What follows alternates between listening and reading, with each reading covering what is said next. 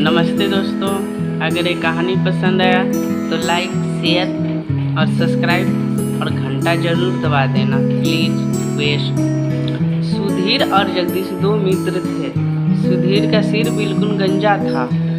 एक दिन दोनों मित्र यात्रा पर चल पड़े। मार्ग में खेत दिखाई दिया। खेतों में खरबूजे लगे थे, कुछ में तरबूजे। खेत के किनारे कुछ फल का भी वृक्ष था, उसमें से बहुत से आम का वृक्ष भी था। इन सब को देखकर सुधीर विचारमग्न हो गया। कुछ सोचकर बोला, मित्र जगदीश, तुम सदा ईश्वर का गुणगान और स्तुति करते रहते हो। कहते हो कि ईश्वर का सृष्टि बहुत ही सुंदर है, परंतु मुझे तो यह बात ठीक नहीं लगती।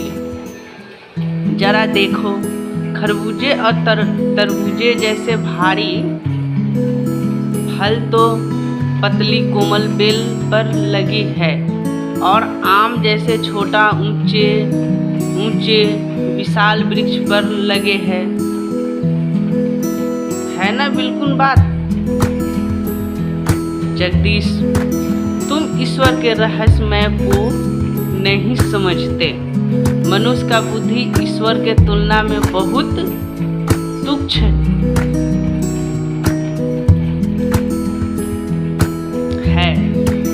तुम्हें ईश्वर का सृष्टि बेतुकी लगती है, परंतु समय आएगा जब तुम इसकी सार्थार्थ पहचानोगे। सुधीर मित्र, मेरे विचार में तो इसके कोई संभावना नहीं है।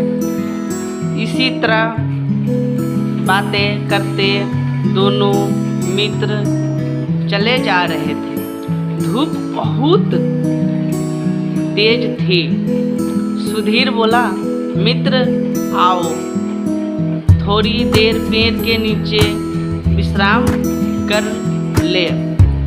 दोनों मित्र एक आम के वृक्ष के नीचे शीतल छाया में बैठकर सुस्ताने लगे। तभी अचानक एक पका हुआ आम नीचे गिरा और तड़ाक से सुधीर के गंजे सिर पर आ पड़ा। वह पीड़ा से चिल्ला उठा। सिर सहलाते हुए बोला, हे ईश्वर, तेरी महिमा अपरंपार है। अच्छा हुआ वृक्ष पर आम जैसे छोटा फल था। यदि इसकी जगह खरबूजा या तरबूज होते तो मेरा क्या होता। जगदीश, क्यों मित्र सुधीर, ईश्वर का सृष्टि क्या है अब भी बेतुकी लगती है।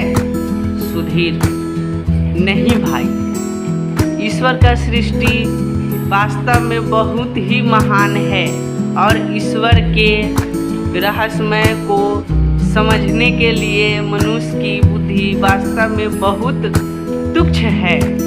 मैं ईश्वर का कोटि कोटि धन्यवाद करता हूँ कि आप जैसे छोटा फल मेरे सिर पर गिरा कर उसने मेरे बुद्धि के बंद द्वार खोल दिए हैं। दोनों मित्र ईश्वर को स्तुति करते हुए गाने लगे। सोच समझ कर सृष्टि बनाई, सूरज की ज्योति फैलाई, हरी भरी यह धारा बनाई, महिमा तेरी अपरंपार। नमस्ते प्रभु, और आप सबको भी नमस्ते।